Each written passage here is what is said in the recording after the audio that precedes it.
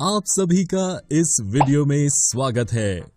इस वीडियो में हम रासायनिक सूत्र लिखना, राइटिंग केमिकल फॉर्मूले, इसका अध्ययन करेंगे। किसी यौगिक का रासायनिक सूत्र, केमिकल फॉर्मूला, उसके संघटक का प्रतीकात्मक निरूपण होता है। हम किसी भी यौगिक के रासायनिक सूत्र सरलतापूर्वक लिख सकते हैं, लेकिन हमें इसके लिए तत्वों के प्रतीक, सिंबल्स एवं उनकी संयोजन क्षमताएं, कंबाइनिंग कैपेसिटी ज्ञात होनी चाहिए। हम तत्वों के प्रतीकों, सिंबल्स का अध्ययन कर चुके हैं। आइए अब हम तत्वों की संयोजन क्षमता, कंबाइनिंग कैपेसिटी के बारे में जानें। किसी भी तत्व की संयोजन क्षमता, कंबाइनिंग कैपेसिटी, उसकी संयोजकता, वैलेंसी कहलाती है। हम किसी एक तत्व के परमाणु दूसरे तत्व के परमाणुओं के साथ किस प्रकार से संयुक्त होकर एक रासायनिक यौगिक का निर्माण करते हैं, इसे संयोजकता, वैलेंसी का उपयोग करके ज्ञात कर सकते हैं। आइए संयोजकता, वैलेंसी को हम एक उदाहरण द्वारा समझें।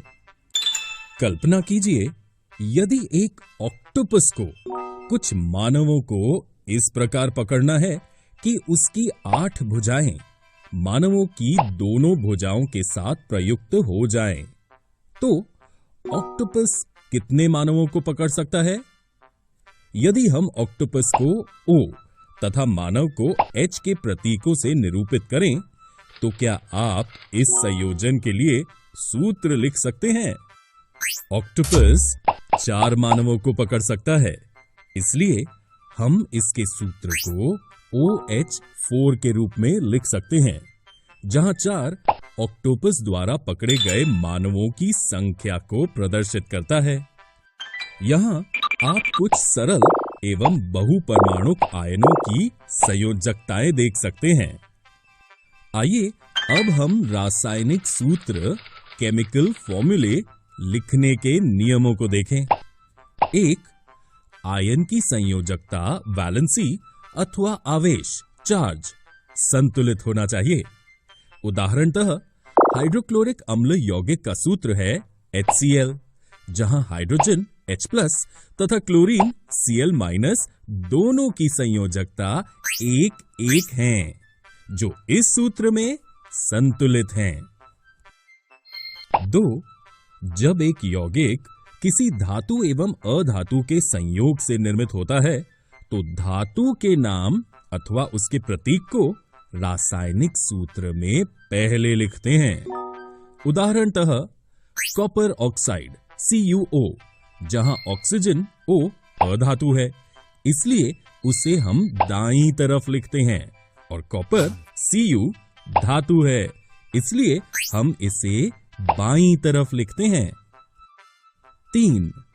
बहुपरमाणुक आयनों द्वारा निर्मित यौगिकों में आयन को पहले कोष्टक में रखते हैं, तत्पश्चात अनुपातों को दर्शाने वाली संख्या को लिखते हैं। उदाहरणतः अमोनियम सल्फेट का सूत्र है NH42SO4।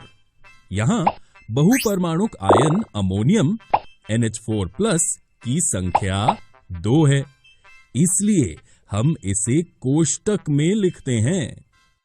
ठीक इसी तरह यदि बहुपरमाणुक आयन की संख्या 1 हो, जैसे सोडियम हाइड्रोक्साइड NaOH, तो कोष्टक की आवश्यकता नहीं होती है। आइए अब हम विभिन्न तरह के यौगिकों के सूत्र लिखने का अभ्यास करें। प्रथम हम सरल यौगिकों के सूत्र लिखने के कुछ उदाहरण देखेंगे। 2 भिन्न भिन्न तत्वों से निर्मित सरलतम यौगिकों को द्विअंगी यौगिक, बाइनरी कंपाउंड कहते हैं।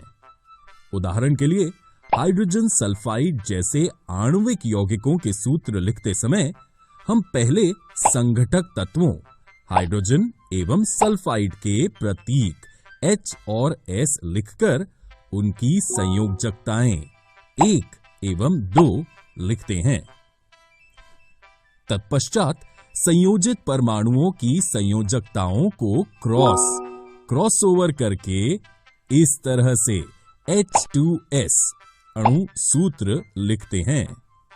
लेकिन यदि यौगिक भिन्न भिन्न तत्वों के आयनों से बना हो तो हम इसका सूत्र कैसे लिखेंगे? आइए इसे एक उदाहरण द्वारा समझें। मैग्नीशियम क्लोराइड यौगिक मैग्नीशियम Mg2+ एवं क्लोराइड Cl- आयनों के संयोजन से बनता है।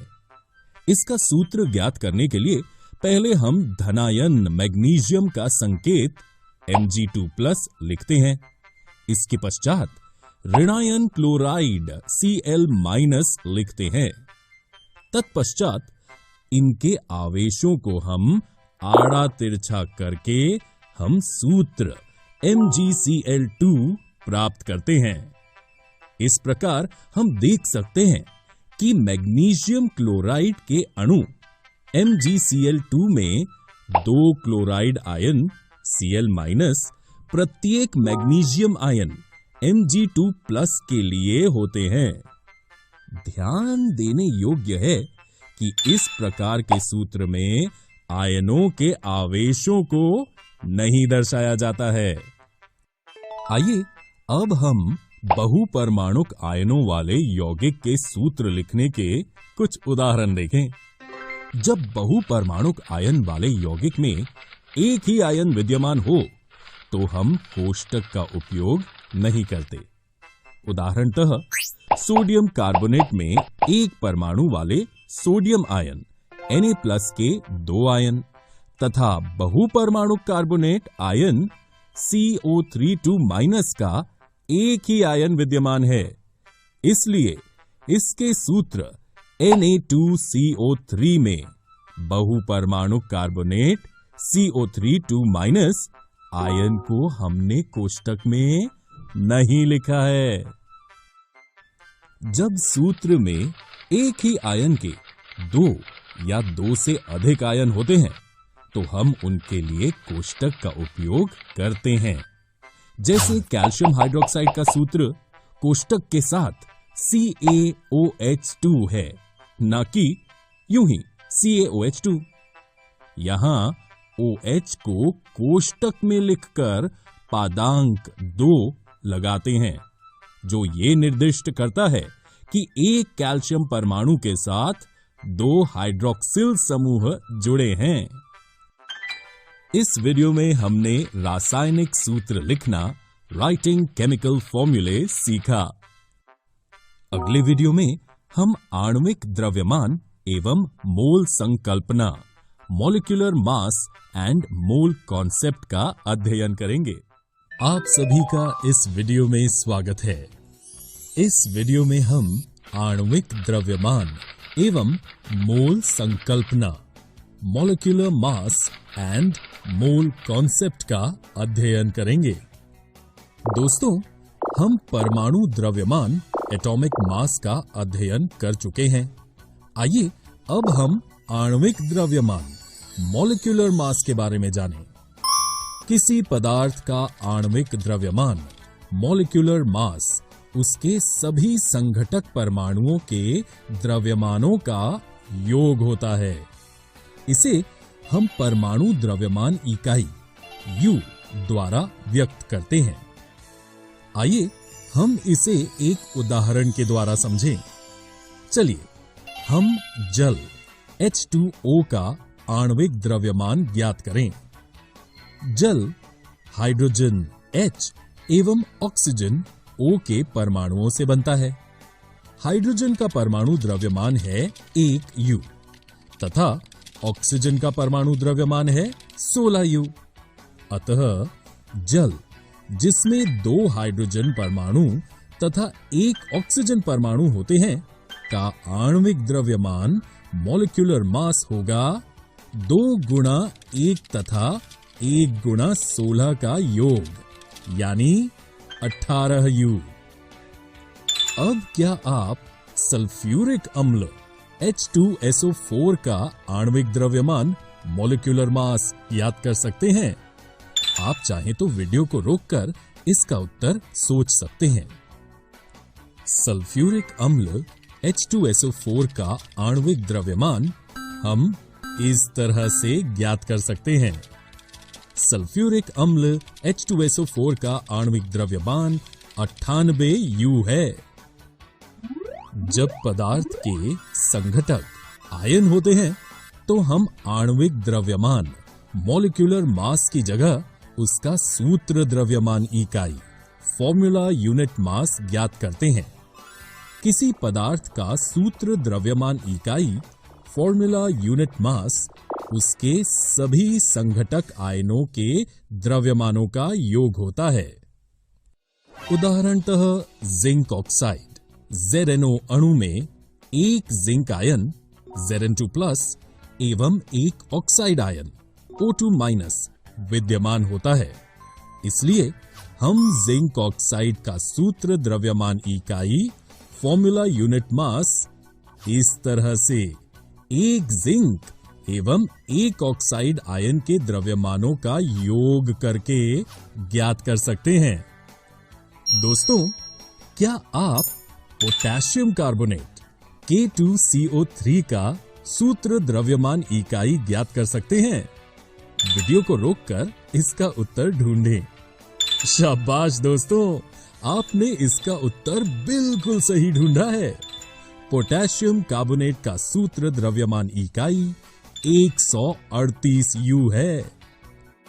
आइए अब हम मोल संकल्पना मोल कॉन्सेप्ट पर चर्चा करें। आप सोच रहे होंगे कि मोल क्या है? किसी स्पीशीज परमाणु, अणु, आयन अथवा कण के एक मोल में मात्राओं की वो संख्या है जो ग्राम में उसके परमाणु अथवा आणविक द्रव्यमान के बराबर होती है। किसी पदार्थ के एक मोल में कणों की संख्या निश्चित होती है जिसका मान 6.022 गुणा 10⁻23 होती है। इसको अवोगाद्रो स्थिरांक, अवोगाद्रो कांस्टेंट अथवा अवोगाद्रो संख्या, अवोगाद्रो नंबर कहते हैं, जिसे n शून्य से निरूपित करते हैं। जैसे किसी वस्तु का एक दर्जन उसकी 12 नगों के बराबर है, ठीक उसी तरह किसी पदार्थ का एक मोल उसके 6.022 गुणा 10⁻23 संख्या के बराबर है। यद्यपि मोल एक संख्या से संबंधित है, परंतु दर्जन या ग्रुस की तुलना में इसका एक लाभ है। किसी विशिष्ट पदार्थ के एक मोल में द्रव्यमान निश्चित रहता है। किसी पदार्थ का द्रव्यमान ग्राम में उसके सापेक्ष परमाणु एवं अणु द्रव्यमान के बराबर है। किसी तत्व का परमाणु द्रव्यमान उस तत्व के द्रव्यमान को परमाणु द्रव्यमान इकाई U में प्रदान करता है।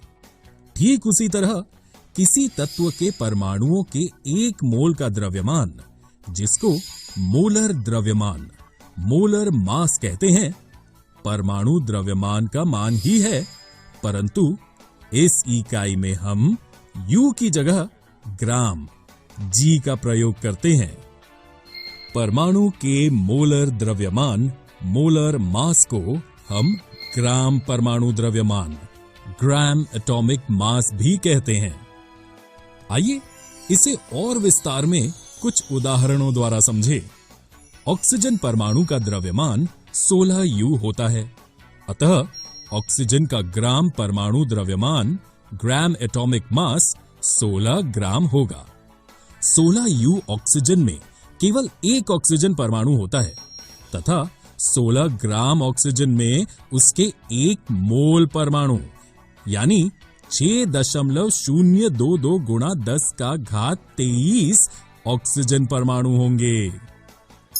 रसायनज्ञों को अभिक्रियाओं को संपन्न कराने के लिए परमाणुओं एवं अणुओं की संख्याओं की आवश्यकता होती है। इसके लिए उन्हें द्रव्यमानों को ग्रामों में संख्याओं के साथ संबंधित करना पड़ता है। इसको निम्न प्रकार से करते हैं। आइए अब हम मोलर द्रव्यमान पर आधारित कुछ प्रश्नों को हल करना सीखें। आइए पहले देखें कि हम द्रव्यमान से मोल की संख्या कैसे प्राप्त कर सकते हैं। यदि हमारे पास 46 ग्राम सोडियम है तो ये कितने मोल सोडियम के बराबर होगा? मान लीजिए मोलों की संख्या n है, दिया गया द्रव्यमान m है तथा मोलर द्रव्यमान कैपिटल M है। अब हम जानते हैं कि सोडियम का परमाणु द्रव्यमान 23 U है। इसका मतलब सोडियम का मोलर द्रव्यमान 23 ग्राम होगा। अतः मोलों की संख्या को हम इस तरह से दिए गए द्रव्यमान को मोलर द्रव्यमान से भाग करके ज्ञात कर सकते हैं। हम देख सकते हैं कि 46 ग्राम सोडियम में 2 मोल सोडियम होंगे। अब आइए देखें, यदि हमें परमाणुओं की संख्या दी हो तो हम उससे मोल की संख्या कैसे प्राप्त कर सकते हैं। 18.066 गुणा 10 का घात 23 हीलियम परमाणु कितने मोल के बराबर होंगे? मोलों की संख्या ज्ञात करने के लिए हम दिए गए कणों की संख्या को अवोगाद्रो संख्या से भाग करेंगे। इस तरह 18.066 गुणा 10 का घात 23 हीलियम कण 3 मोलों के बराबर हैं। अब हम देखेंगे कि विभिन्न परिस्थितियों में हम द्रव्यमान कैसे ज्ञात कर सकते हैं। सबसे पहले हम अणु अथवा परमाणु के मोल से द्रव्यमान ज्ञात करना सीखेंगे। आइए देखें 4 मोल एल्यूमीनियम परमाणुओं का द्रव्यमान क्या होगा। ये ज्ञात करने के लिए हम एल्यूमीनियम परमाणु के मोलर द्रव्यमान को मोलों की संख्या से गुणा करेंगे। इस तरह 4 मोल एल्यूमीनियम परमाणुओं का द्रव्यमान 108 ग्राम है। अब हम परमाणुओं अथवा अणुओं की संख्या से द्रव्यमान ज्ञात करना सीखेंगे। 12.044 गुणा 10 का घात 23 नाइट्रोजन गैस N2 अणुओं का कितना द्रव्यमान होगा?